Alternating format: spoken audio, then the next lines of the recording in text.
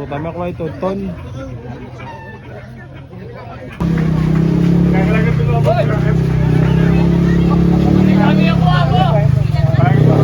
Magandang araw mga kachar!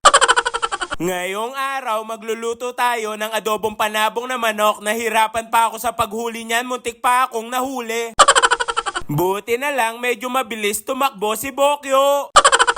Ayos lang na mainit, wag lang sanang humimas ng malamig na rehas. Char. Nahiwa ko na ang ating panabong na manok. Atin na itong hugasan. Tapos ilalagay natin dito sa pressure cooker. Matigas kasi ang karne ng panabong na manok. Lalagyan din natin ito ng bawang, sibuyas at laurel. Syempre meron ding toyo at suka. Lalagyan din natin ito ng isang basong tubig. Konting paminta at bechin pampalasa. Sindihan na natin ng kalang. Pakuluan natin ito ng 30 minutes. Pagkatapos ng 30 minuto, alisin na natin ang pressure sa ating pressure cooker. Huwag mo agad bubuksan, baka bumukas ang pintuan ng langit sa'yo, ha?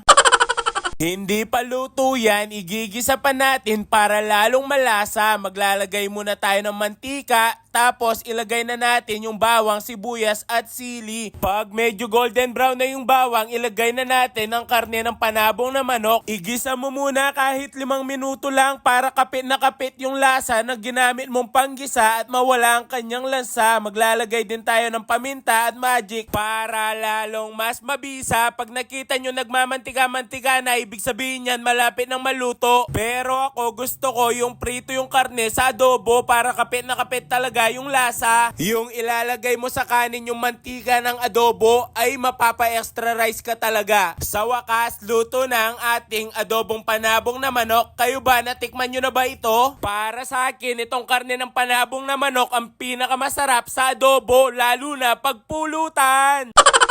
Ibang iba talaga ang lasa ng manok na ito sa sobra ba namang daming tinurok na gamot.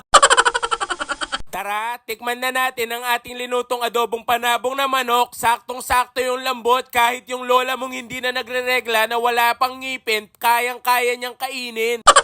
Napakasarap talaga nito sa kanin, pero mas masarap to sa emperador. O sige na, iinom na ulit si Bokyo. Maraming salamat sa panonood. Please like, follow, and share ng ating page at mga video para updated kayo sa mga bagong upload ni Bokyo. Muli, ako si Bokyo, ang lasinggerong may pangarap. Bye-bye!